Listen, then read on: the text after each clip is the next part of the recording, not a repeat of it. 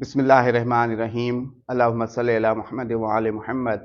अस्सलामु अलैकुम व रहमतुल्लाहि व बरकातुहू। हमारे दिमाग के दो हिस्से हैं।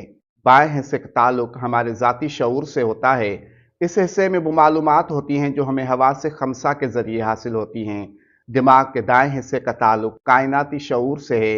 उसमें लामहदूद मालूमात होती हैं। कायनाती शऊर में माजी, हाल और मुस्तकबिल की हर मालूमात मौजूद है।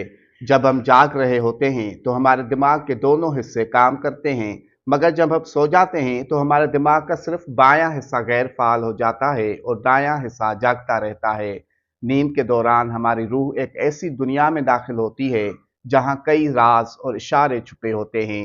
वो राज और इशारे ख्वाब की सूरत में जाहिर होते हैं, मगर सब ख्वाब एक जैसे नहीं होते।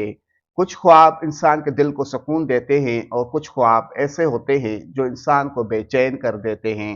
आज हम उनमें से 4 ख्वाबों की बात करेंगे जो रूहानी उलूम के मुताबिक इस बात की तरफ इशारा करते हैं कि इंसानी ज़िंदगी में कोई खुफिया रूहानी रुकावट या बंदिश मौजूद हो सकती है।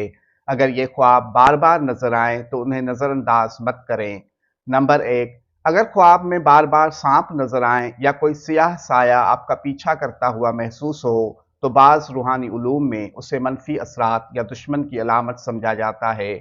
नंबर 2, अगर कोई शख्स ख्वाब में अपने आप को किसी बंद कमरे या कैद जगह में देखे और बाहर निकलने की कोशिश के बावजूद रास्ता ना मिले, तो ये जिंदगी में मौजूद रुकावटों या बंदिश की अलामत हो सकती है। नंबर 3, अगर ख्वाब में अजनबी या खौफनाक चेहरे नजर आएं या खुद को खौफजदा महसूस करें, तो ये अंदरूनी खौफ या मनफी असरात की अलामत हो सकती है। नंबर 4, अगर कोई शख्स ख्वाब में खुद को ऊंचाई से गिरते हुए या पानी में डूबते हुए देखे, तो ये अक्सर जहनी दबाव या जिंदगी में रुकावटों की तरफ इशारा समझा जाता है।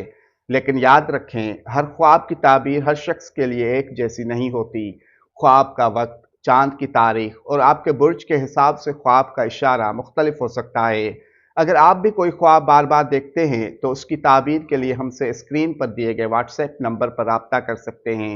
अल्लाह पाक बहके मोहम्मद व आले मोहम्मद आप सबको शाद आबाद रखे। आमीन।